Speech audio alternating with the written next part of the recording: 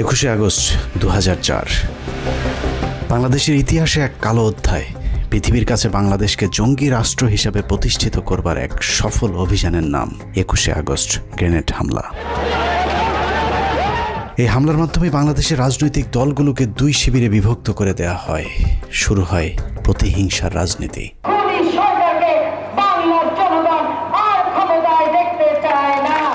বাংলাদেশের রাজনীতিতে বিভাজনের সীমারেখা টেনে দিয়ে কার লাভ আর কার ক্ষতি সেই হিসেব করলেই বেরিয়ে যাবে কারা ঘটিয়েছিল নৃশংসতম সেই হত্যাকাণ্ডের ঘটনা। 2004 সালের 21শে আগস্ট আওয়ামী লীগের জনসভায় গ্রেনেড হামলায় মোট 24 জন নিহত হয়। নিহতের পর বাংলাদেশের কিছু গণমাধ্যম এবং আওয়ামী লীগের অভিযোগ যদি সত্যি হয় তাহলে বিষয়টা ঠিক এরকম দাঁড়ায়। যখন আমি গাড়িতে উঠছি তখন গাড়িতে গুলি, ওরা কোনোভাবেই যাতে স্কেপ করতে না পারে। শেখ হাসিনা এবং কিছু গণমাধ্যমের বক্তব্য অনুযায়ী আওয়ামী লীগকে নেতৃত্ব শূন্য করতে চালানো হয়েছিল এই হামলা। হামলাকারীরা শেখ হাসিনাকে মারতে এতটাই বদ্ধপরিকর ছিল যে শেখ হাসিনা নিজেকে বাঁচানোর জন্য যখন দৌড়ে গাড়িতে উঠছিলেন তখনও তার উপর গুলি চালানো হয়েছিল, যেই গুলির দাগ তার ব্যবহৃত মার্সিডিজ গাড়িতে লেগে থাকার দাবিও করেছিল আওয়ামী লীগ। ভাগ্যক্রমে হাসিনাকে মারতে না পারলেও হাসিনার লোকজনের উপর চরম নির্যাতন চালানো হয়েছিল, এমনকি লাশ নিতেও নাকি বাধা দিয়েছিল তৎকালীন বিএনপি জামায়াত জোট সরকার। তারা ধর্মের কথা বলে অথচ আজকে লাশগুলি তারা দিচ্ছে না জানাজা পড়তে। বিএনপি জামায়াত সরকার নাকি এতটাই নৃশংস ছিল যে আহত আওয়ামী লীগের নেতাকর্মীদেরকে হাসপাতালে চিকিৎসা পর্যন্ত নিতে বাধা দিয়েছিল। এই গ্রেনেড কোথা থেকে এলো, কিভাবে ফুটলো এবং এই জিনিসগুলি বিশেষভাবে তদন্ত হওয়া উচিত। এর বাইরেও এই ঘটনাকে কেন্দ্র করে যে মামলা হয়েছিল সেই মামলাতেও জজ মিয়া নাটক সাজানোর চেষ্টা করেছিল বিএনপি জামায়াত সরকার। 21শে আগস্টে গ্রেনেড হামলা ফুটেজ দেখাইছে, তুই যদি এইভাবে স্বীকারোক্তি না দেস, মার্ডার কেসের মামলা দেখায় তাহলে আমরা খরচ পাই দেওয়া।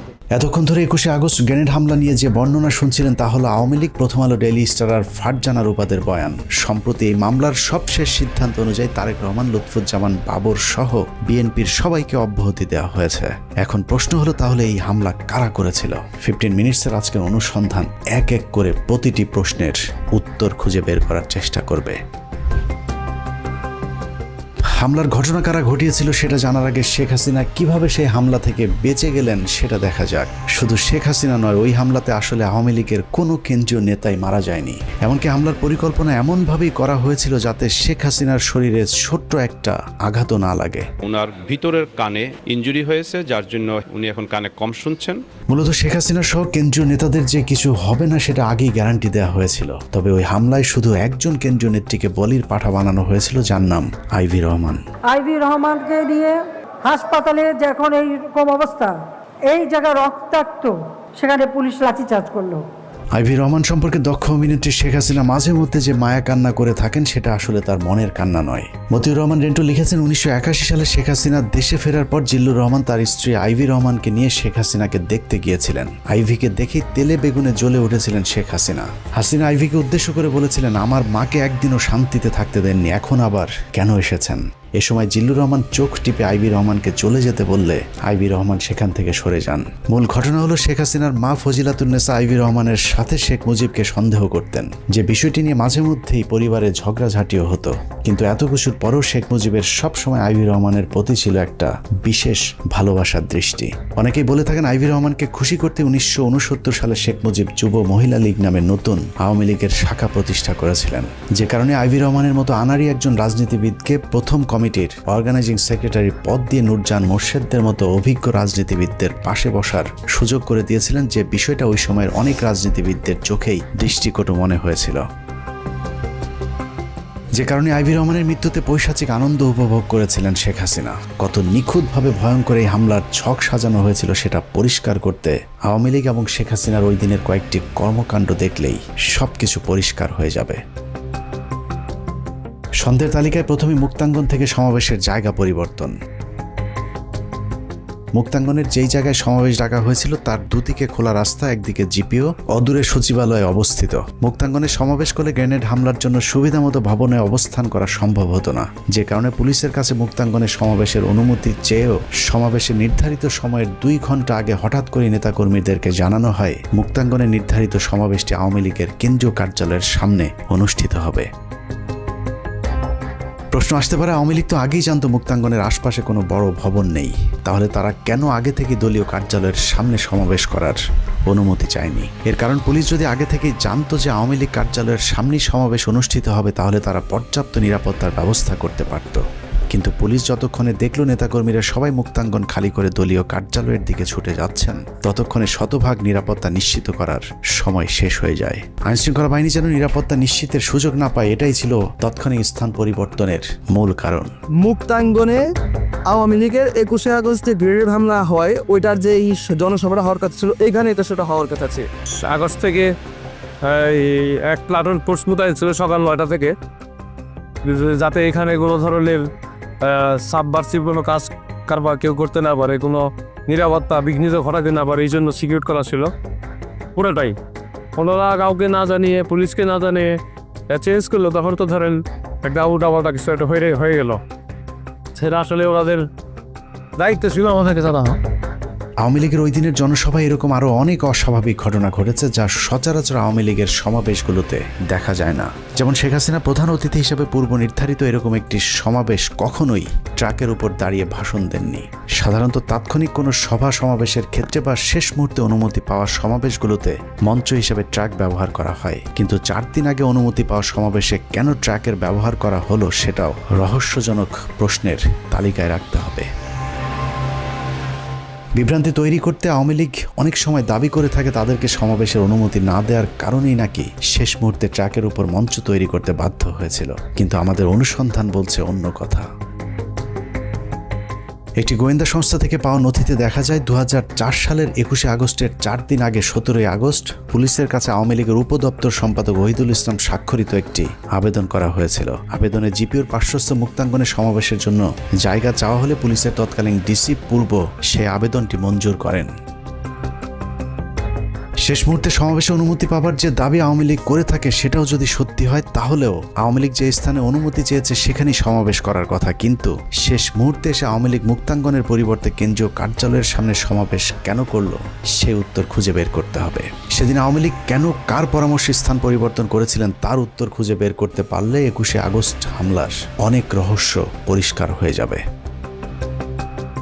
সমাবেশের আরেকটি অস্বাভাবিক ঘটনা হলো শেখ হাসিনার বক্তব্যের সময় ঘেঁষাঘেঁষি করে তার আশপাশের নেতাদের দাঁড়ানোর ধরন। আওয়ামী লীগের বেশ কয়েকজন কেন্দ্রীয় নেতা শেখ হাসিনাকে এমনভাবে ঘিরে ধরেছিলেন যেন কোনো একটি হামলা থেকে বাঁচানোর জন্যই চেষ্টা করা হচ্ছিল তাকে। সূত্র জানিয়েছে, বক্তব্য শুরুর আগে শেখ হাসিনাই নাকি সবাইকে ডেকে ডেকে তার পাশে এসে বসার অনুরোধ করছিলেন।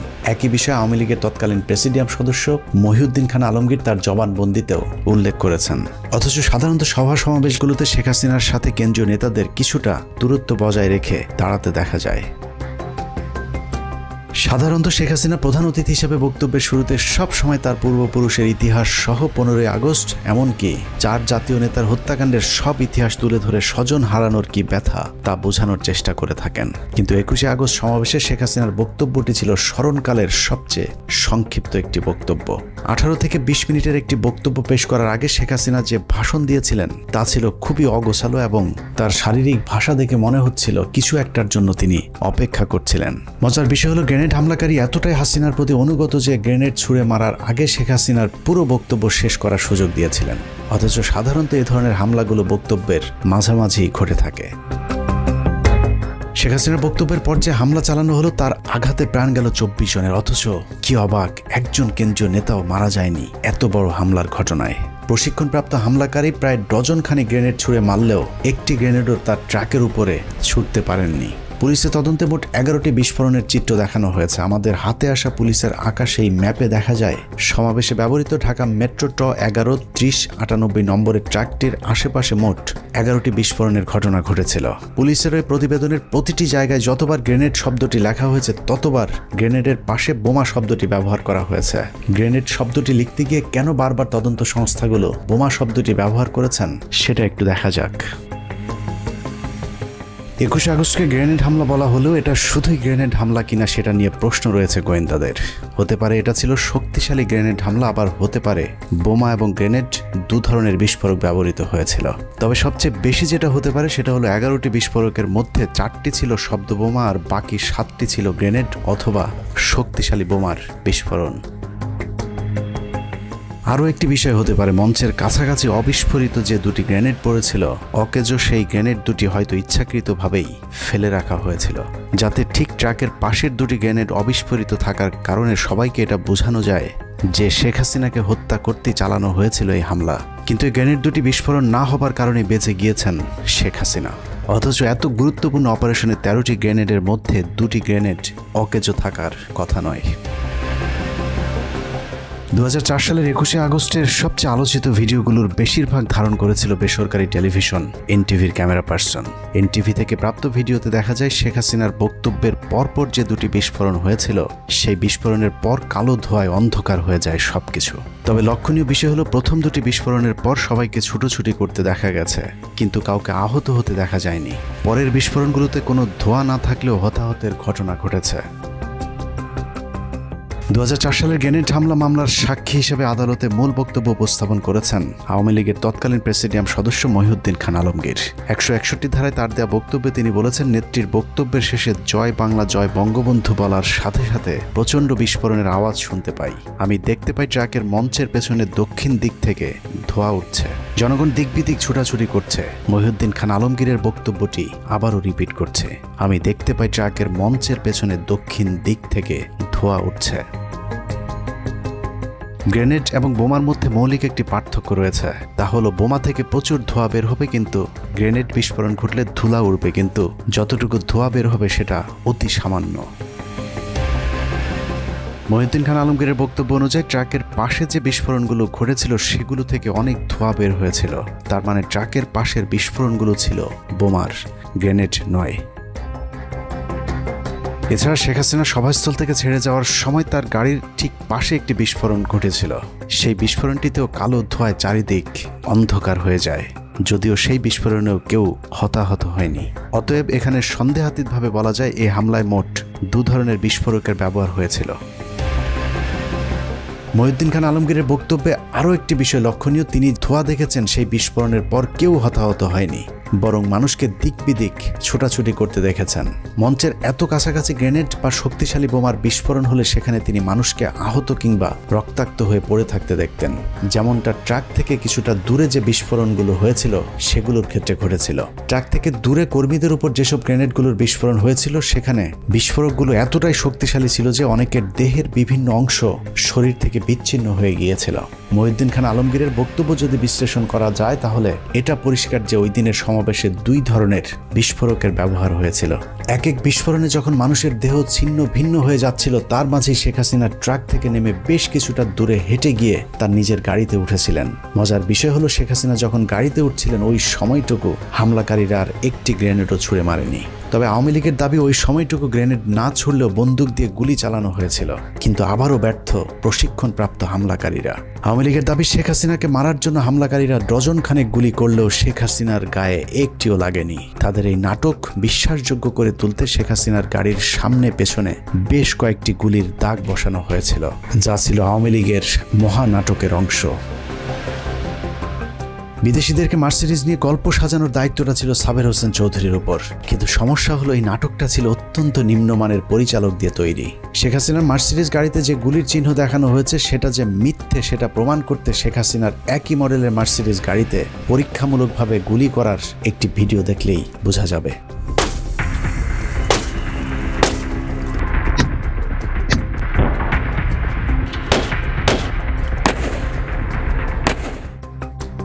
মার্সিডিজ গাড়ির ফিচার অনুযায়ী মার্সিডিজের বুলেট প্রুফ গাড়িতে গুলি করলে 9 মিলিমিটারের ছোট গুলি হলে গ্লাস থেকে পড়ে যাবে, আর যদি গুলির সাইজ 9 মিলিমিটারের চেয়ে বড় হয় সেক্ষেত্রে গুলি গ্লাসের ভেতরে ঢুকে বেঁকে থাকবে। এছাড়া মার্সিডিজ গাড়িতে যদি গুলি করা হয় তাহলে যেখানে গুলি লাগবে তার চারপাশে গ্লাস খোলা হয়ে যাবে। কিন্তু শেখ হাসিনার গাড়িতে গুলির যে দাগ দেখানো হয়েছে সেটা স্পষ্টভাবেই বোঝা যাচ্ছে যে ড্রিল মেশিন দিয়ে গুলির চিহ্ন বোঝানোর চেষ্টা করা হয়েছে। শেখ হাসিনার গাড়িতে যে কোনো গুলি লাগেনি সেটার আরও প্রমাণ রয়েছে।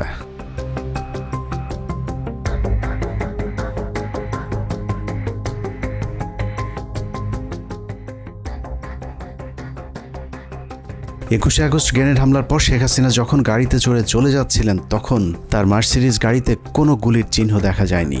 আওয়ামী লীগের এসব গোজামিল দেখে মার্সিডিজ কোম্পানি এবং FBI সন্দেহ প্রকাশ করলে পরবর্তীতে সেই গাড়িটি আর কাউকে পরিদর্শনের সুযোগ দেওয়া হয়নি। আদালত থেকে গাড়িটি জব্দ করার আদেশ দিলে সবকিছু ফাঁস হয়ে যাবার ভয়ে সেই গাড়িটি পুড়িয়ে ফেলা হয়, যা অত্যন্ত সন্দেহজনক। খালেদা জিয়া সেখানে বলে দিল কি যে ওনাকে আবার কে মারতে যাবে, কিন্তু নিজেই গ্রেনেড নিয়ে গেছে, মানে আমি গ্রেনেড নিয়ে নিজে আত্মহত্যা করতে গিয়েছি। 21 আগস্টের রহস্যময় কথিত গ্রেনেড হামলাকে নিয়ে এভাবেই আওয়ামী লীগ পরিকল্পিতভাবে গুজব ছড়াতে থাকে। সরকারকে তদন্তে সহযোগিতার পরিবর্তে শেখ হাসিনা এবং তার ষড়যন্ত্রের অংশীদার কয়েকজন সাংবাদিক শুরু করে অবিশ্বাস্য মিথ্যাচার। যারা করেছে তারা দেশের শত্রু, জাতির শত্রু, জনগণের শত্রু। সেই শত্রু যদি যেই হোক তাকে আমরা স্পেয়ার করব না। এটা জাতির দুর্ঘটনা। যারা ওগুলো বিষয়বস্তুকে নিয়ে আসছে বর্তমান সংকটকে অন্যদিকে প্রবাহিত করার জন্য, আমরা আশা করব সেন্টিমেন্টের বশবর্তী হয়ে কথা না বললে প্রকৃত যারা অপরাধী তাদেরকে ধরার ব্যাপারে তারা যেন সহযোগিতা করে। ঘটনার প্রকৃত আসামি ধরা পড়ুক এবং তারা আমাদেরকে সহযোগিতা করে। ওনার প্রাথমিক রিপোর্ট পাওয়ার পরে যদি প্রয়োজন হয় সাহায্য নিতে হবে। আওয়ামী লীগের পক্ষ থেকে বলা হয়েছিল তৎকালীন বিএনপি সরকার নাকি আওয়ামী লীগের আহত কর্মীদেরকে চিকিৎসা দিতেও বাধা দিয়েছিলেন। প্রধানমন্ত্রী বেগম খালেদা জিয়া হাসপাতালের ICUতে আইভি রহমান ও তারেক সিদ্দিকীকে দেখতে যান। বাস্তবতা হলো প্রধানমন্ত্রী খালেদা জিয়া গ্রেনেড হামলার পর নিজে হাসপাতালে গিয়ে আহতদের চিকিৎসার খোঁজ খবর নিয়েছিল এবং খালেদা জিয়া হাসপাতালগুলোকে নির্দেশ দিয়েছিলেন সর্বোচ্চ চিকিৎসা সেবার নিশ্চিত করবার। সরকারের বিরুদ্ধে অভিযোগ করা হয়েছিল নিহতদের লাশ নাকি পরিবারকে নিতে দেয়া হচ্ছিল না। তারা আবার ইসলামের কথা বলে অথচ আজকে লাশগুলি তারা দিচ্ছে না জানাজা পড়তে। বাস্তবতা হলো মরদেহের ময়নাতদন্ত শেষে সরকারি ব্যবস্থাপনাতে লাশ প্রতিটি পরিবারের কাছে পৌঁছে দেওয়ার ব্যবস্থা করেছিল তৎকালীন বিএনপি জামায়াত জোট সরকার। বিভিন্ন গণমাধ্যমে বলা হয়েছিল ঘটনার পর তড়িঘড়ি করে গ্রেনেডগুলো ধ্বংস করে দেওয়া হয়। এক্ষেত্রে নাকি আদালতের কোনো অনুমতিও নেওয়া হয়নি। মজার বিষয় হলো নির্বোধ এসব সাংবাদিকদের এতটুকু জ্ঞান নেই যে এ ধরনের বিপজ্জনক বিস্ফোরক ধ্বংসে কখনোই আদালতের আদেশের জন্য অপেক্ষা করতে হয় না। যে কোনো ধরনের বিস্ফোরক দ্রব্য পাওয়া গেলে আইনশৃঙ্খলা বাহিনীর প্রথম কাজ হলো তার নমুনা সংগ্রহ করে দ্রুত সেটা ধ্বংস করে ফেলা। এই ঘটনার ক্ষেত্রে একই কাজ করা হয়েছিল। এতক্ষণের যুক্তিতর্কে বাংলাদেশের চিহ্নিত ওইসব সাংবাদিকেরা যদি সত্যি বলে থাকে তাহলে আমি মিথ্যা বলছি, আর আমি যদি সত্যি হই তাহলে বিষয়টা ঠিক এমন দাঁড়াবে যে আওয়ামী লীগ ওই ঘটনা ধামাচাপা দেওয়ার চেষ্টা করেছে এবং শেখ হাসিনা নিজেই গ্রেনেড হামলার খবর আগে থেকেই জানতেন। শেখ হাসিনা আগে থেকেই জানতো কিনা সেটা জানতে আমরা শেখ পরিবারের ঘনিষ্ঠজন হিসেবে পরিচিত মেয়র হানিফের ছেলে সাইদ খোকনের একটি বক্তব্য শুনে আসব। আমার প্রয়াত পিতা তার নির্দেশে আমি একটি বার্তা নেত্রীকে পৌঁছে দিয়েছিলাম। সম্ভাব্য হামলা চূড়ান্ত হয়েছে। সাইদ খোকনের বাবা হামলার খবরটা ঠিকই জেনেছিলেন, কিন্তু সেই হামলাটা যে শেখ হাসিনাকে হত্যার জন্য নয় সেটা সাইদ খোকনের বাবা জানতেন না। তবে শেখ হাসিনা ঠিকই জানতেন কি ঘটতে যাচ্ছে 21 আগস্ট, যে কারণে সাইদকে সেদিন শেখ হাসিনা বলেছিলেন এত ভয় করলে কি রাজনীতি চলে। সাহসী শেখ হাসিনা এত গুরুত্বপূর্ণ খবরটি সরকারকেও জানায়নি, এমনকি নিজের দলের নেতাকর্মীদেরকেও জানাতে বারণ করেছিলেন সাইদ খোকন এবং তার বাবা মেয়র হানিফকে। নেত্রীকে বললাম যে কোনো মুহূর্তে যে কোনো ঘটনা ঘটে যেতে পারে। বললেন যে এত ভয় পেলে রাজনীতি হবে না। এত ভয় পেলে কি রাজনীতি হয়? হেসে বললেন আমাকে। মেয়র হানিফের ছেলে সাইদ খোকন শেখ হাসিনাকে সেদিন যত তথ্য জানিয়েছিলেন তার মধ্যে সবচেয়ে গুরুত্বপূর্ণ তথ্য হলো শেখ হাসিনার উপর হামলার জন্য যে টিমকে দায়িত্ব দেওয়া হয়েছিল সেই টিমটি কোনো এক জায়গা থেকে এরই মধ্যে ঢাকায় পৌঁছে গিয়েছেন। সম্ভাব্য হামলা চূড়ান্ত হয়েছে।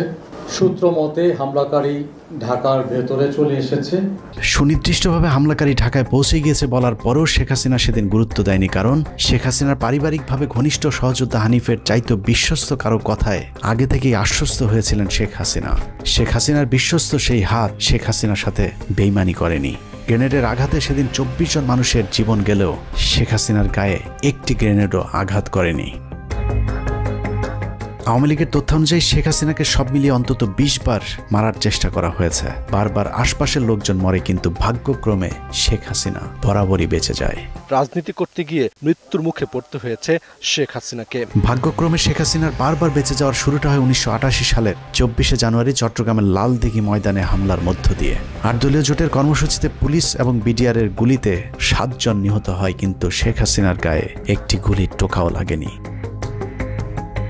111 সরকারের সময় শেখ সেলিমকে জিজ্ঞাসাবাদ করলে শেখ সেলিম স্বীকার করেন নিজের জনপ্রিয়তা বৃদ্ধি করতে এরশাদের সাথে গোপন ষড়যন্ত্র করেছিলেন শেখ হাসিনা। 1986 সালে শেখ হাসিনার নির্বাচনে অংশগ্রহণ থেকে শুরু করে 1990 সাল পর্যন্ত এরশাদের সাথে শেখ হাসিনার বিভিন্ন গোপন ষড়যন্ত্র ফাঁস করে দেন শেখ সেলিম। কিন্তু আমাদেরকে হিসাব দিয়েছেন 2 কোটি টাকা।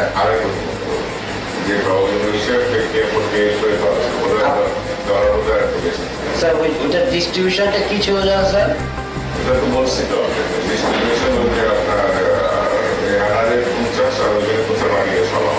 পরের বছর 1989 সালে শেখ হাসিনার ধানমন্ডির বাসায় গুলি ও গ্রেনেড হামলার দাবি করা হয়। হামলার জন্য ফ্রিডম পার্টিকে দায়ী করা হলেও সেই হামলার কথা ফ্রিডম পার্টি অস্বীকার করেছেন।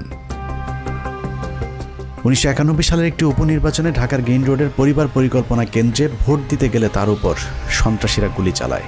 সেখানে বোমার বিস্ফোরণও ঘটানো হয়, কিন্তু শেখ হাসিনা সেখানেও অক্ষত ছিলেন। 1994 সালের 20 সেপ্টেম্বর ঈশ্বরদী রেল স্টেশনে শেখ হাসিনাকে বহনকারী রেলগাড়িতে কথিত গুলির ঘটনা ঘটে। সেখানেও শেখ হাসিনাকে মারতে পারেনি হামলাকারীরা। 1995 সালের 7 ডিসেম্বর রাসেল স্কোয়ারের পাশে সমাবেশে ভাষণ দেওয়ার সময় আরেক দফা গুলি এবং বোমার ঘটনা ঘটে, কিন্তু শেখ হাসিনার ড্যাশও ছিঁড়তে পারেনি হামলাকারীরা। 2003 সালে যে স্থানে গ্রেনেড হামলা চালানো হয়েছিল, একই স্থানে 1996 সালের 7 মার্চ উপলক্ষে সমাবেশে শেখ হাসিনার বক্তৃতার ঠিক পরপর মাইক্রোবাস থেকে বোমা এবং এলোপাতারি গুলি চালানো হয়েছিল। এতে 20 জন আহত হয়, কিন্তু শেখ হাসিনার আশপাশে যারা ছিলেন তাদের আশপাশেও গুলি কিংবা বোমার চিহ্নও যায়নি। 1997 সালে প্রধানমন্ত্রী শেখ হাসিনা ও তার পুত্র কন্যা সহ 31 জনকে হত্যার জন্য পুরস্কার ঘোষণা করে ইমেল পাঠিয়েছিলেন শোয়েব চৌধুরী নামে জনৈক এক ব্যবসায়ী। সেই ঘটনাকেও শেখ হাসিনাকে একটি হত্যা চেষ্টা বলে গণনা করে থাকেন আওয়ামী লীগ, যে বিষয়টি নিয়ে এখনও রাজনীতির আলোচনায় হাস্যরসের খোরাক যোগায়। 2000 সালের 23 জুলাই গোপালগঞ্জের কোটালীপাড়ায় জনসভাস্থলের কাছে 76 কেজি ওজনের বোমা পুঁতে রাখার গল্প সাজানো হয়েছিল। একই রকম বোমা পুঁতে রাখার গল্প 2001 সালের 29 মে খুলনার রূপসাতেও সাজানো হয়েছিল। এসব বোমা পুঁতে রাখার গল্প তৎকালীন প্রধানমন্ত্রী শেখ হাসিনার আইন শৃঙ্খলা বাহিনী ছাড়া আর কেউই বাস্তবে দেখার সুযোগ পায়নি। বোমা পুঁতে রেখে যখন তেমন সহানুভূতি পাওয়া যাচ্ছিল না, তখন 2001 সালের 25 সেপ্টেম্বর নির্বাচনের ঠিক আগের একটি জনসভায় সমাবেশস্থলের পাশের একটি বাড়িতে বোমার বিস্ফোরণ ঘটানো হয়। সেই ঘটনায় 2 জন নিরীহ মানুষের মৃত্যু হয়। এরপর 2002 সালের 4 মার্চ নওগাঁ, 2002 সালের সাতক্ষীরায় পরপর দুবার 2004, 2007, 11, 2014 এবং 2015 সালে শেখ হাসিনাকে মারার গাঁজাখুরি গল্প সাজিয়ে নিজেকে জনপ্রিয় করবার চেষ্টা চালায় শেখ হাসিনা। তবে বারবার চেষ্টা চালালেও শেখ হাসিনার সেই বিশ্বস্ত হামলাকারীরা যে তার কোনো ক্ষতি করবে না, সেই বিশ্বাস তার বরাবরই ছিল। যে কারণে সাইদ খোকনকে হাসিনা নির্ভয়ে বলেছিলেন, ভয় পাবার কিছু নেই। বললেন যে এত ভয় পেলে রাজনীতি হবে না, এত ভয় পেলে কি রাজনীতি হয়, হেসে বললেন আমাকে। অভয় দেয়া হলেও শেখ হাসিনার সেই রক্তের হোলি খেলায় প্রাণ গিয়েছিল 24 জনের। কিন্তু হামলাকারীদেরকে এমনভাবে প্রশিক্ষণ দেওয়া হয়েছিল যেন শেখ হাসিনার বিন্দু মাত্র কোনো ক্ষতি না হয়, যে বিষয়টি তৎকালীন গোয়েন্দা সংস্থার কর্মকর্তাদের তদন্তেও উঠে এসেছিল। 164 বলছে যে একটা গ্রেনেড যাতে ইয়েতে না পড়ে, মঞ্চে না পড়ে, মঞ্চে মানে ওই ট্রাকে না পড়ে। এবং আরো 2 জন যে আছে যারা মুকুল টুকুলের ওদের জয়ের লোক, তারাও বলছে যে কোনো ক্রমে যাতে মঞ্চে যাতে একটা গ্রেনেড না পড়ে। এটা কিন্তু ওদের 3 জনের কথা। কার কার জবানবন্দিতে এটা বলছে? 3 জনই বলছে, জর্জ মিয়া বলছে, শফিক আর হলো রানা। 21 আগস্ট নিয়ে আওয়ামী লীগের আরেকটি মিথ্যাচার হলো বিএনপি সরকার নাকি কোনো মামলা, তদন্ত কিংবা আলামত জব্দের কোনো কাজই করেননি। বাস্তবতা হলো 21 আগস্টের ঘটনার ঠিক পরদিন খালেদা জিয়ার নির্দেশে একটি বিচার বিভাগীয় তদন্ত কমিশন গঠন করেছিল। বিচারপতি জয়নুল আবদিন কমিশনকে দায়িত্ব দেওয়া হয় মামলাটির তদন্তপূর্বক প্রতিবেদন দাখিলের। 1 মাস 10 দিনের অক্লান্ত পরিশ্রমে 162 পৃষ্ঠার যে প্রতিবেদন জয়নুল আবেদিন জমা দিয়েছিলেন, সেটি যদি ঠিকঠাক মতো অনুসরণ করা হয় তাহলে 21 আগস্ট গ্রেনেড হামলার মূল ঘটনা বেরিয়ে আসবে। দীর্ঘ সেই প্রতিবেদনের একটি পর্যায়ে বলা হয়েছে, কমিশনের সংগৃহীত তথ্য প্রমাণ সন্দেহাতীতভাবে ইঙ্গিত করে 2004 সালের 21 আগস্টের ভয়াবহ গ্রেনেড হামলার পেছনে একটি শক্তিশালী বিদেশি গোয়েন্দা সংস্থা জড়িত ছিল। শক্তিশালী বিদেশি গোয়েন্দা সংস্থার নাম আসতেই ভারত আন্দাজ করতে পারে কি ঘটতে যাচ্ছে। তারপরেই শুরু হয় বিচারপতি জয়নুল আবদিনের উপর ভারতের অব্যাহত চাপ। দেশপ্রেমিক একজন বিচারকের দুর্নীতির মিথ্যা অভিযোগ, জীবনের হুমকি থেকে শুরু করে এমন কোনো মানসিক চাপ নেই যা তার বিরুদ্ধে প্রয়োগ করা হয়নি। ভারতের অব্যাহত চাপের পরেও 21শে আগস্ট নিয়ে স্বচ্ছ তদন্ত চলতে থাকায় সব গোমর ফাঁস হয়ে যাবার আশঙ্কা দেখা দেয়, আর তাতেই প্রথম আলোকে মাঠে নামায় ভারতকে বাঁচানো সেই লড়াইয়ে প্রথম আলো যা করেছে তার প্রতিটি পদক্ষেপ ছিল ভয়ঙ্কর দেশবিরোধী। 21শে আগস্ট গ্রেনেড হামলা মামলার তদন্ত যেন কোনোভাবেই সঠিক পথে এগোতে না পারে, সেজন্য প্রথম আলো তাদের পরীক্ষিত জঙ্গি বিশেষজ্ঞ সাংবাদিক টিপু সুলতান এবং মহিউদ্দিনদেরকে মাঠে নামায়। 21শে আগস্টের তদন্তকে প্রশ্নবিদ্ধ করতে প্রথম আলো মোহাম্মদ জালাল আহমেদ ওরফে জজ মিয়াকে ট্রাম্প কার্ড হিসেবে ব্যবহার করেছে। সেই ট্রাম্প কার্ডই বাংলাদেশকে হারিয়ে জয়ী হয়েছে প্রথম আলো, আওয়ামী লীগ এবং তাদের ত্রাণকর্তা ভারত। প্রথম আলোর ওই ট্রাম্প কার্ডের উপর ভর করে বিএনপি, জামায়াত এবং সর্বোপরি বাংলাদেশের আলেম সমাজের উপরই গেল 15 বছর ধরে চলেছে নির্মম জুলুম, নির্যাতনার গণহত্যা।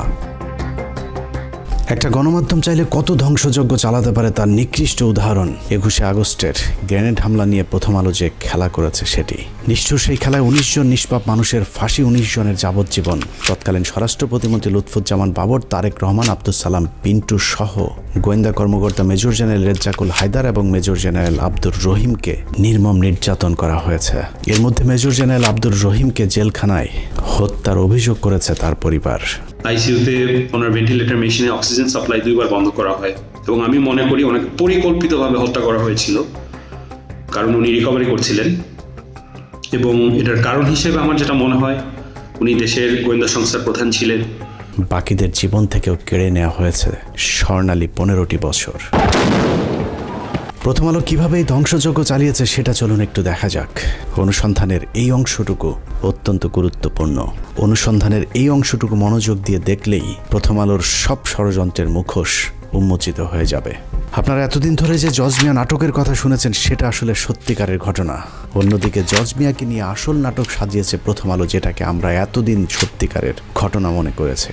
জজ মিয়া আসলে কে, জজ মিয়া নাটক কে সাজিয়েছিল, সেই নাটকের সব চরিত্রের মুখোশ উন্মোচন করতে পারলেই 21শে আগস্ট গ্রেনেড হামলার সব রহস্য পানির মতো পরিষ্কার হয়ে যাবে।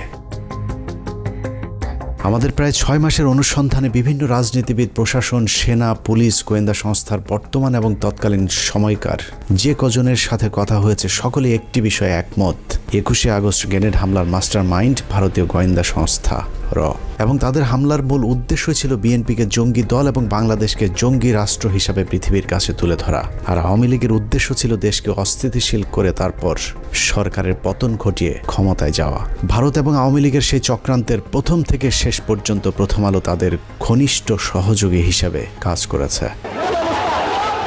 21শে আগস্টের পরদিন প্রথম আলো প্রথম পৃষ্ঠার একটি খবর ছিল জঙ্গি একাধিক সংগঠন গোয়েন্দাদের সন্দেহ তালিকার শীর্ষে। অথচ শুরুর দিকে কোনো ইসলামী দল কিংবা মাদ্রাসার আলেমদেরকে আটক তো দূরের কথা, কোনো গোয়েন্দা সংস্থাও এ ঘটনার সঙ্গে জঙ্গিদেরকে সন্দেহই করেনি। তবে চিহ্নিত 3 জন অপরাধীকে গ্রেফতার করেছিল আইন শৃঙ্খলা বাহিনী, যাদের বিরুদ্ধে 21শে আগস্ট গ্রেনেড হামলার জড়িত থাকার সুনির্দিষ্ট প্রমাণ পেয়েছিল তারা। আর তাতেই ভিত নড়ে ওঠে আওয়ামী লীগ এবং ভারতের। ভারত বুঝে গিয়েছিল এই তদন্ত যদি সঠিক পথে চলতে থাকে তাহলে সব পরিকল্পনা ভেস্তে যাবে, যে কারণে সর্বশক্তি নিয়ে মাঠে নামানো হয় প্রথম আলোকে। শুরু হয় বিগ বাজেটের এক ভয়ঙ্কর নাটক তৈরির কাজ। দায় এড়াতে সাজানো হয়েছিল জজ মিয়া নাটক। জজ মিয়া কাহিনী তৈরি করে বিএনপি ক্ষতিগ্রস্ত হয়েছে। জজ মিয়া নাটক সাজিয়েছে জেলা গোয়েন্দা পুলিশ। বানোয়াট রাজসাক্ষী জজ মিয়া নাটক হতবাক করে দেশবাসীকেও। এতদিন ধরে আপনারা যে জজ মিয়ার নাটক দেখেছেন সেই নাটকের আজ দেখবেন শেষ পর্ব। 2019 সালের 3রা নভেম্বর প্রথম আলোতে প্রকাশ হওয়া যেভাবে ফাঁস হলো জজ মিয়া গল্প শিরোনামের সংবাদের সূত্র ধরে হাঁটলে আমরা প্রথম আলোর নাটকের মূল পরিচালক, প্রযোজক এবং কুশলীদের আসল রূপ দেখতে পাবো। পত্রিকাটি সেই সংবাদে লিখেছে, বিএনপি জামায়াত জোট সরকারের আমলে 2004 সালের 21শে আগস্ট তৎকালীন বিরোধী দলীয় নেতা ও বর্তমান প্রধানমন্ত্রী শেখ হাসিনাকে হত্যার লক্ষ্যে তার সমাবেশে গ্রেনেড হামলা করা হয়। ভয়াবহ এই ঘটনায় তদন্ত ভিন্ন খাতে নেয়ার প্রক্রিয়া শুরু করা হয় প্রথম থেকেই। প্রথমেই গ্রেফতার করা হয় শৈবাল সাহা পার্থ নামের এক তরুণকে।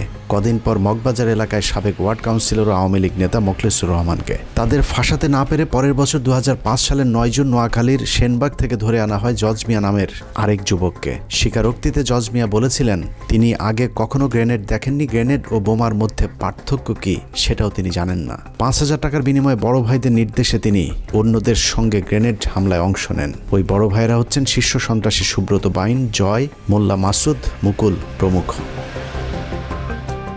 এতক্ষণ পত্রিকার যে লাইনগুলো পড়লাম সেটা প্রথম আলোর বিশ্বাস হয়নি। কেন বিশ্বাস হয়নি সেটা পরে যাচ্ছে, কিন্তু প্রথম আলোর বিশ্বাস না হওয়াতে পত্রিকাটি কি করেছিল সেটা একটু দেখে আসি চলুন। ওই সংবাদের পরের অংশে প্রথম আলো লিখেছে, এই জবানবন্দি বিশ্বাসযোগ্যতা নিয়ে প্রশ্ন তুলে 29শে জুন প্রথম আলোয় 2টি সংবাদ ছাপা হয়।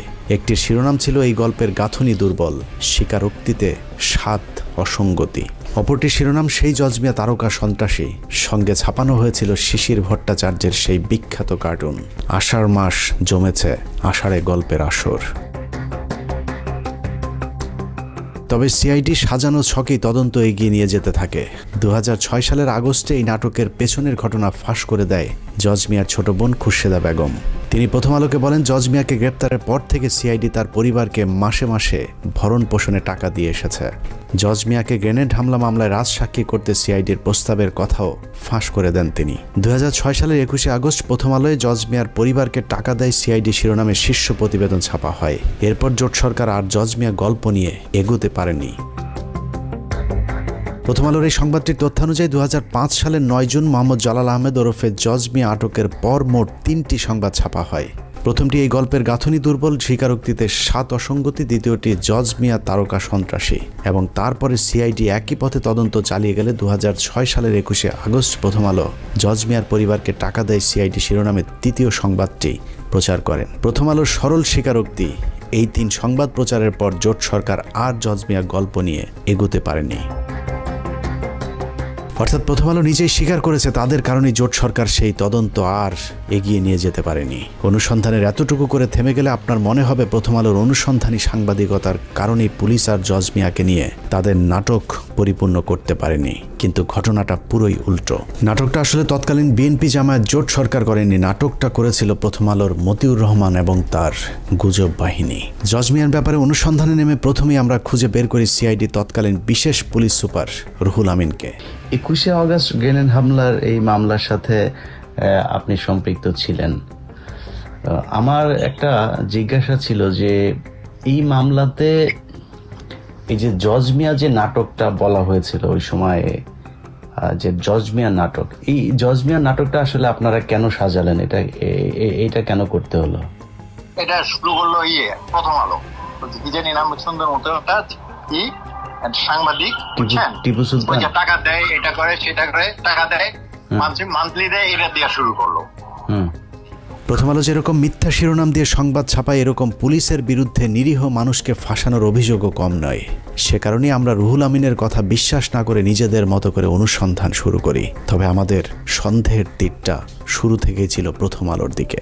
প্রথম আলোর বিগ বাজেটের নাটকের প্রথম স্ক্রিপ্ট লেখা হয় 2005 সালে জজ মিয়া আটকের 20 দিন পর 29শে জুন। প্রথম আলোর সেই জজ মিয়া তারকা সন্ত্রাসী শিরোনামের সংবাদে কারো কোনো উদ্ধৃতি না দিয়ে পত্রিকাটি মন গড়াভাবে লিখেছে, গ্রেনেড কি জিনিস জীবনেও দেখেননি জজ মিয়া। ম্যাজিস্ট্রেটের কাছে স্বীকারোক্তিমূলক জবানবন্দি দিতে গিয়ে নিজেই বলেছেন, বোমা ও গ্রেনেডের মধ্যে পার্থক্য কি তিনি জানেন না। থানা পুলিশ বলেছে জজ মিয়া নিরপরাধ মানুষ, তার নামে থানায় কোনো মামলা নেই। প্রথম আলো ঘোষিত জীবনে কোনোদিন গ্রেনেড না দেখা নিরীহ নিষ্পাপ মামলা মোকদ্দমা মুক্ত জজ মিয়া সম্পর্কে আমাদের অনুসন্ধানে অন্তত 5টি মামলার সন্ধান পেয়েছি আমরা। সূত্রাপুর থানায় ছিনতাইয়ের ঘটনায় অস্ত্র বিস্ফোরক দ্রব্য আইনের মামলায় 7 বছর সশ্রম সাজা হয়েছিল জজ মিয়ার। বিশেষ ট্রাইব্যুনালের মামলা নম্বর 736991। তেজগাঁ থানার 22 নম্বর মামলাটি জজ মিয়ার বিরুদ্ধে 2001 সালের 2রা সেপ্টেম্বর দায়ের করা হয়েছিল। সেই মামলায় 385, 324, 326 এবং 307 ধারার মতো ভয়ঙ্কর সব অভিযোগ আনা হয়েছিল প্রথম আলোর নিরীহ নিষ্পাপ জজ মিয়ার বিরুদ্ধে। 2 মাস পর 2001 সালের নভেম্বরের 30 তারিখে মগবাজার টাঙ্গাইল হোটেলে বাবুল হত্যা মামলার আসামি হন জজ মিয়া। রমনা থানার 1 নম্বর মামলাটি 302, 34 ধারায় দায়ের করা হয়েছিল। 21শে আগস্ট গ্রেনেড হামলার কয়েক মাস আগে রাজধানীতে তার বিরুদ্ধে আরেকটি হত্যা মামলা হয়। গুলশান থানার রহমত হত্যা মামলার অন্যতম আসামি জজ মিয়া। প্রথম আলোর সাংবাদিকেরা এসব মামলাগুলোর সজ্ঞানে আড়াল করার পাশাপাশি জজ মিয়ার 164 ধারায় জবানবন্দিটাও গোপন করার চেষ্টা করেছেন। জজ মিয়া তার জবানবন্দিতে আরেকটি মামলার কথা স্বীকার করেছেন। সেখানে তিনি বলেছেন, তিনি টিকাটলি অফিসার হলের পেছনে মেসে থাকতেন। সেখানে থাকাকালীন পুলিশ তাকে মেসের চৌকির নিচ থেকে বোমা ও অস্ত্র সহ গ্রেফতার করেছিলেন। সেই মামলায় তার 7 বছর জেল হয়েছিল। 2 বছর পর তার বাবা মা তাকে জেল থেকে জামিনে মুক্ত করান। প্রথম আলোর এত বিগ বাজেটের নাটকের শুটিংয়ের আগে জজ মিয়ার চার্জশিটটাও পড়ে দেখার সময় পায়নি প্রথম আলোর জঙ্গি বিশেষজ্ঞ সাংবাদিকেরা। লম্বা সময় আর প্রথম আলোর মতো বিগ বাজেট নিয়ে অনুসন্ধান করলে জজ মিয়ার বিরুদ্ধে আরও মামলার খোঁজ পাওয়া সম্ভব। কারণ জজ মিয়ার আসল নাম মোহাম্মদ জালাল আহমেদ হলেও এক এক জায়গায় তিনি এক এক নাম ব্যবহার করতেন। অতএব তার ভিন্ন ভিন্ন নামে আরও অনেক মামলা থাকার সম্ভাবনা রয়েছে। সবশেষ তিনি যে বিয়ে করেছেন সেখানেও নিজের নাম পরিবর্তনের কথা স্বীকার করেছেন ওই সাংবাদিকের কাছে। জজ মিয়া নামটাও তার আসল নাম নয়, আসল নাম মোহাম্মদ জালাল আহমেদ। তেজগাঁ এলাকায় খোঁজ নিয়ে জানা যায় 1996 থেকে 2001 সালে আওয়ামী লীগ শাসন আমলে ঢাকা শহরে যে কজন উঠতি সন্ত্রাসী পরিচিতি পেয়েছিল তার মধ্যে মোহাম্মদ জালাল আহমেদ ওরফে জজ মিয়া অন্যতম। নাখালপাড়া নুরানি মসজিদের আশপাশের মহল্লায় জজ মিয়া যে রায় দিত তার সে রায় নাকি কার্যকর হয়ে যেত, যে কারণে মোহাম্মদ জালাল আহমেদ বাংলা সিনেমার মতো নিজের নাম পাল্টে জজ মিয়া রাখেন। তারপর থেকে হয়ে ওঠেন ভয়ঙ্কর এক সন্ত্রাসী। এত ভয়ঙ্কর একজন সন্ত্রাসীকে প্রথম আলো কিভাবে নিরীহ নিষ্পাপ বানালো এবার চলুন সেটা দেখা যাক। জজ মিয়ার মূল পেশা ছিল হত্যা, ছিনতাই, দখল, চাঁদাবাজি। ভাড়াটে খুনি হিসেবে ওই সময়ের শীর্ষ সন্ত্রাসীদের কাছে মোহাম্মদ জালাল আহমেদ ওরফে জজ মিয়ার বিশেষ কদর ছিল। যদিও প্রথম আলোর শিখিয়ে দেওয়া সাক্ষাৎকারে জজ মিয়া নিজেকে সিডি ব্যবসায়ী হিসেবে পরিচয় দিয়েছিলেন। আমি সিডি ক্যাসেটের ব্যবসা করি, ছবি পোস্টারের ব্যবসা করি, দোকান আমার বঙ্গবন্ধু এভিনিউ অপোজিট। প্রথম আলোর সিডি বিক্রেতা জজ মিয়া যমুনা টিভিতে গিয়ে কিভাবে ফল বিক্রেতা হয়ে যায় এবার সেটা দেখা যাক। 2018 সালের 10 অক্টোবর যমুনা টিভির এক সাংবাদিককে দেওয়া সাক্ষাৎকারে প্রথম আলোর সিডি বিক্রেতা জজ মিয়া নিজেকে ফল বিক্রেতা হিসেবে পরিচয় দেন। জজ মিয়ার আদালতে দেওয়া জবানবন্দিতে আবার নিজেকে গাড়ির চালক হিসেবে পরিচয় দিয়েছেন। গাড়ি চালক জজ মিয়া ওরফে প্রথম আলোর সিডি বিক্রেতা যমুনা টিভিতে গিয়ে যেভাবে পেশা পাল্টে ফল বিক্রেতা হয়েছেন, একইভাবে প্রথম আলোতে গিয়ে সিআইডি জজ মিয়ার পরিবারকে টাকা দেওয়ার দাবি করলেও যমুনা টিভিতে গিয়ে তিনি বলেছেন আওয়ামী লীগের নেতারাই তাকে আর্থিক সহায়তা দিত। এছাড়া যমুনা টিভিকে দেওয়া সাক্ষাৎকারে জজ মিয়া বলেন, বর্তমান সরকারের পক্ষ থেকেও আমাকে অনেক আশ্বাস দেওয়া হয়। একাধিক মন্ত্রী আমাকে চাকরি দেওয়ার আশ্বাস দেন। সবশেষ মাস 6 আগে এক মন্ত্রীর সঙ্গে দেখা করি। তিনি বলেন গ্রেনেড হামলা মামলার রায়ের পর তিনি তার দফতরে চাকরি দেবেন। কাল যেহেতু রায়, দেখি কি হয়। সংবাদের পরের অংশে জজ মিয়া আরও বলেন, অনেকেই আমাকে অনেক ধরনের আশ্বাস দিয়েছিলেন, কিন্তু 13-14 বছরে কোনো আশ্বাস বাস্তবায়ন হয়নি। তাই আমাকে এখন রেন্টে কারের একটি ভাঙাচোরা গাড়ি চালাতে হয়। সরকারের কাছে প্রত্যাশা আমার যেন পুনর্বাসন করা হয়। যমুনা টিভির সাংবাদিককে দেওয়া সাক্ষাৎকারে সরকারের কাছে জজ মিয়ার যে আবদার, সেই আবদারের পেছনে রয়েছে দীর্ঘদিনের এক নিবিড় সম্পর্ক। সেই সম্পর্ক কতটা গভীর সেটা দেখতে আবারও কিছুক্ষণের জন্য 2003 সালে যেতে হবে। 2003 সালে 29 অক্টোবর বেশ কিছু অস্ত্র মজুদ থাকার তথ্য আসে গোয়েন্দা সংস্থার কাছে। সেই তথ্যের ভিত্তিতে কুড়িল বস্তিতে বিশেষ অভিযান চালায় যৌথ বাহিনী। সেই অভিযানে সন্ত্রাসীদের সাথে প্রায় ঘণ্টাখানেক ব্যাপক গোলাগুলি শেষে আহত অবস্থায় রুবেল এবং মানিক নামে 2 সন্ত্রাসীকে আটক করে পুলিশ। তবে সেখান থেকে পালিয়ে যায় নুরুল, লিঙ্কন, মুকুল এবং জাহাঙ্গীর নামে আরও 4 সন্ত্রাসী। 2003 সালে কুড়িলে কিন্তু আর যেটা বলা হয় 20টা গ্রেনেড, তারপরে 4-5টা অ্যাসল্ট রাইফেল বা AK-47 ব্যবহার করা হয়েছিল 21 আগস্টে, সেই একই পরিমাণে মানে 4টা অ্যাসল্ট রাইফেল, একটা সাবমেশিন গান, 20টা গ্রেনেড, কয়েকটা রিভলভার, এগুলো কিন্তু তারও 9 মাস আগে 2009 সালের 29 নভেম্বর তারিখে পুলিশের একটা অপারেশনে কুড়িল বস্তিতে এক জায়গায় পাওয়া যায়। সেখানে 2 জনকে, রুবেল এবং মানিককে ধরা হয়, যারা কিন্তু পরবর্তীতে 21 আগস্ট গ্রেনেড হামলার সময় কাস্টডিতে ছিল, বাট ধরা যায় নাই 4 জনকে। তারা হচ্ছে জাহাঙ্গীর, নুরু, মুকুল এবং লিঙ্কন। 2003 সালে তারা ধরা পড়ে নাই। কুড়িলের ওই ঘটনা গোয়েন্দাদেরকে চরমভাবে আতঙ্কিত করে তোলে, কারণ আটক রুবেল এবং মানিকের স্বীকারোক্তি অনুযায়ী তুলির পরশ নামে একটি হিন্দু ব্যক্তির দোকান থেকে AK-47 রিভলভার, গান পাউডার, টাইম বোমার সাথে উদ্ধার করা হয়েছিল 20টি গ্রেনেড। তার চেয়েও ভয়ঙ্কর তথ্য হলো রুবেল ও মানিক গোয়েন্দাদের কাছে স্বীকার করেছিলেন দেশে বড় ধরনের হামলা চালাতে ভারত থেকে আসা অস্ত্রের মজুত করা হচ্ছে। সে অস্ত্র দিয়ে কি ধরনের হামলা চালানো হবে তা সঠিকভাবে জানাতে না পারলেও ভারতীয় গোয়েন্দা সংস্থার সাথে আওয়ামী লীগ নেতা এবং তৎকালীন শীর্ষ সন্ত্রাসী জয়ের কলকাতায় একটি গোপন বৈঠকের খবর নিশ্চিত করেছিলেন রুবেল এবং মানিক। দেখেন যোগসূত্রটা কি, এই জিনিসটা কিন্তু পরবর্তীতে কখনো দেখা হয় নাই যে একই পরিমাণে গ্রেনেড, একই পরিমাণে অস্ত্র তার 9 মাস আগে পাওয়া গেছিল এক জায়গায়, এবং যারা হচ্ছে রাস্তার লেভেলের সন্ত্রাসী, যাদের হচ্ছে আওয়ামী লীগের যে বড় সন্ত্রাসী তাদের লোক, তাদের কাছে পাওয়া গেছিল এই জিনিসগুলো, আওয়ামী লীগের লোকজন, আওয়ামী লীগের সন্ত্রাসীদের হাতে। তো পরবর্তীতে ১/১১ সরকার বা হাসিনা সরকার যখনই তদন্ত করছে, তারা কিন্তু এই জায়গাটাতে লিঙ্ক করার চেষ্টা করেন। এবার লিঙ্ক করাটা জরুরি, বিকজ মুকুল এবং জাহাঙ্গীর এই দুইজনকে তো ধরা গেছিল, নুরু এবং লিঙ্কনকে ধরা যায় নাই 2004 সালে যখন তদন্ত শুরু হয়। ইতিহাসে প্রথমবারের মতো সন্ত্রাসীদের হাতে এ ধরনের হ্যান্ড গ্রেনেড উদ্ধারের পর গোয়েন্দাদেরকে গভীরভাবে ভাবিয়ে তোলে, যে কারণে আইনশৃঙ্খলা বাহিনী সর্বোচ্চ সতর্ক অবস্থানে চলে যায়। এরপর থেকে দেশে যে কোনো কর্মসূচির উপর বিশেষ নজরদারি শুরু করে গোয়েন্দা সংস্থাগুলো। 2003 সালের শেষ দিকে কুড়িলের ঘটনার পর 2004 সালের শুরুতে আওয়ামী লীগের তৎকালীন সাধারণ সম্পাদক 2004 সালের 30 এপ্রিলের মধ্যে বিএনপি জামাত জোট সরকারকে ক্ষমতাচ্যুত করতে বিশেষ ট্রাম্প কার্ড খেলার ঘোষণা দিয়েছিলেন। জলিলের সেই ঘোষণার পর থেকে দেশের রাজনীতিতে চরম উত্তেজনা বিরাজ করছিল। কিন্তু 30 এপ্রিল মানিক মিয়া অ্যাভিনিউতে প্রশিকার 3 দিনব্যাপী কর্মসূচি ছাড়া আওয়ামী লীগ কোনো কর্মসূচি দেয়নি, যে কারণে গোয়েন্দারা প্রশিকার সেই কর্মসূচি ঘিরেই ব্যাপক কঠোর অবস্থানে গেলে সেদিন আর জলিলের সেই ট্রাম্প কার্ড কাজে লাগেনি। 2007 সাল পর্যন্ত আওয়ামী লীগের সেই ট্রাম্প কার্ড সম্পর্কে সবাই অন্ধকারে ছিল। 1/11 সরকারের সময় জলিলকে আটকের পর জিজ্ঞাসাবাদ করলে জলিল জানায়, প্রশিকার ওই কর্মসূচিকে কেন্দ্র করে 10 লাখ মানুষ ঢাকায় আনার পরিকল্পনা ছিল আওয়ামী লীগের। সেই মিটিংকে কেন্দ্র করে একটি নৈরাজ্যকর পরিস্থিতি সৃষ্টির পর সরকার পতনের পরিকল্পনা ছিল তাদের। প্রশিকার ওই কর্মসূচিকে ঘিরে বড় ধরনের হামলা চালিয়ে উত্তেজিত জনতাকে নিয়ে সংসদে ঢুকে পড়ার পরিকল্পনা ছিল আওয়ামী লীগের। জিজ্ঞাসাবাদে আব্দুল জলিল আরও জানান, বিএনপির তৎকালীন মহাসচিব আব্দুল মান্নান ভূঁইয়া, মাহিবি চৌধুরী, আবু হেনা সহ বিএনপির মোট 70 জন এমপির ওই দিন আওয়ামী লীগে যোগদান করার পর আওয়ামী লীগের নেতৃত্বে সরকার গঠনের পরিকল্পনা ছিল। আব্দুল জলিলের সেই ট্রাম্প কার্ড ব্যর্থ হওয়ার কারণ হিসেবে নিজেদের মধ্যে কোঅর্ডিনেশনের অভাবকে দায়ী করেছিলেন আওয়ামী লীগের সাধারণ সম্পাদক আব্দুল জলিল।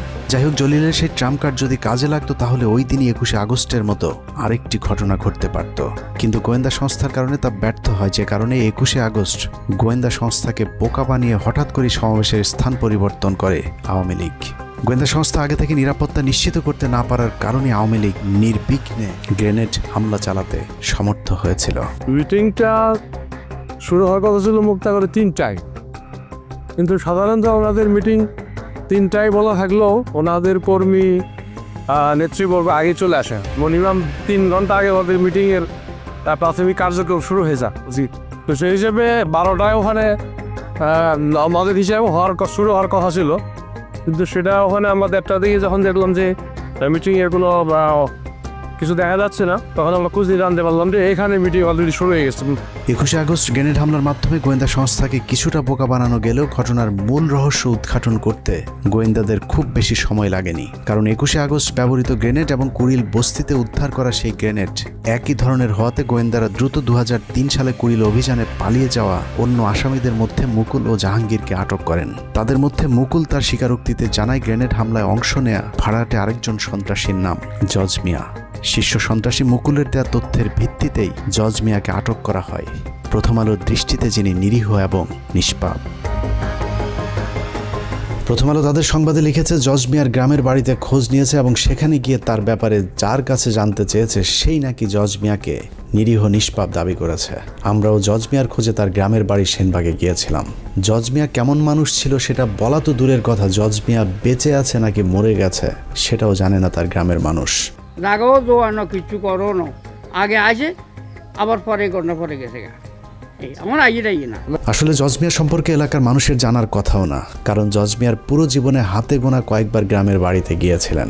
এলাকায় খোঁজ নিয়ে জানা যায় 21 আগস্টের গ্রেনেড হামলার পর লম্বা সময় জজ মিয়া নোয়াখালীর গ্রামের বাড়িতে ছিলেন। এতটা লম্বা সময় তাকে কখনোই গ্রামে গিয়ে থাকতে দেখা যায়নি। হতে পারে গ্রেনেড হামলা মামলার ঘটনায় পুলিশ যেন তাকে সন্দেহের তালিকায় না রাখে, সে কারণে দীর্ঘ সময় তিনি ওই সময় গ্রামের বাড়িতে গিয়ে গা ঢাকা দিয়েছিলেন। জজ মিয়ার গ্রামের বাড়ির কেউ তার খবর না জানলেও জজ মিয়া সম্পর্কে সবকিছু জানে একমাত্র প্রথম আলো। আগেই বলেছি, আমাদের সন্দেহের তীরটা ছিল প্রথম থেকেই প্রথম আলোর দিকে, কিন্তু সেই সন্দেহ দূর করতে হলে প্রথম আলো যে জজ মিয়াকে ট্রাম্প কার্ড হিসাবে ব্যবহার করেছে সেই জজ মিয়াকে খুঁজে বের করা জরুরি। নোয়াখালী থেকে শুরু করে রাজধানীর তেজগাঁর নাখালপাড়া হন্যে হয়ে খোঁজাখুঁজির পর প্রায় 3 মাসের অপেক্ষা শেষে জজ মিয়ার সাথে কথা বলার সুযোগ হয়। মানে প্রথম আলো যে আপনাকে বলল যে এই যে আপনাকে নাকি পুলিশ টাকা টুকা দিত, সিআইডি আপনার মাসে মাসে আপনার পরিবারকে টাকা দিত, এটা তাহলে কেন বলতো তারা? না ভাই, আমি কারোর থেকে কোনো টাকা পয়সা পাই নাই।